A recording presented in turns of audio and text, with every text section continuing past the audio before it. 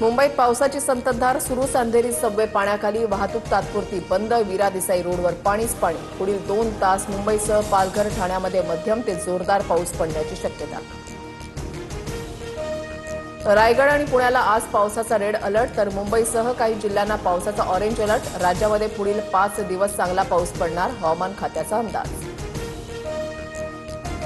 रायगडच्या अंबा नदीनं इशारा पातळी ओलांडली, नदीची सध्याची पाणी पातळी 8.50 मीटरवर। हवामान विभागाकडून जिल्ह्यामध्ये रेड अलर्ट, पुढील काही तासांमध्ये अतिमुसळधार पावसाची शक्यता। ठाण्यामध्ये जोरदार पावसामुळे बाजारपेठेत पाणी भरलं, व्यापाऱ्यांचं मोठं नुकसान, तर चंदनवाडी परिसरात मोठं झाड कोसळल्याची घटना, अग्निशमन दलाच्या मदतीनं झाड हटवलं। मुसळधार पावसानं कोकणातील नद्यांना पूर, रत्नागिरीची काजळी नदी ओव्हरफ्लो, नदीकाठच्या गावांना सतर्कतेचा इशारा, कोकणामध्ये आज पावसाचा ऑरेंज अलर्ट। चिपळूणच्या परशुराम घाटामध्ये नवा धोका, पाण्याच्या प्रवाहासाठीचा सिमेंट कॉन्क्रीट मार्ग खचला, तुटलेला भाग कोसळल्यास पेढे गावाला धोका, धोकादायक तुटलेला भाग तातडीनं हटवण्याची मागणी।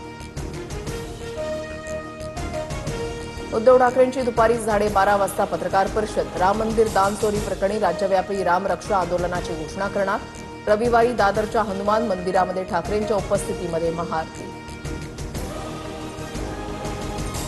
मुंबईच्या साकी नाक्यामध्ये 25 फूट खोल मॅनहोलमध्ये पडून एका व्यक्तीचा मृत्यू, सहाय्यक आयुक्तांसह 4 अधिकारी निलंबित, कंत्राटदारावरही गुन्हा दाखल, तर पीडित कुटुंबाला 10 लाखांची मदत।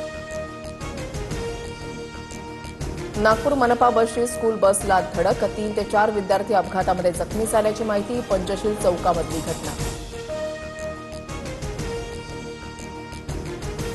मुसळधार पावसानंतरही मुंबई पुण्यामध्ये पाणी टंचाईची चिंता कायम, पुण्यामध्ये 4 दिवस तर मुंबईमध्ये 2 दिवसांचा धरणसाठा शिल्लक, पुणे ग्रामीण भागातील 257 गावांना टँकरद्वारे पाणी पुरवठा सुरू।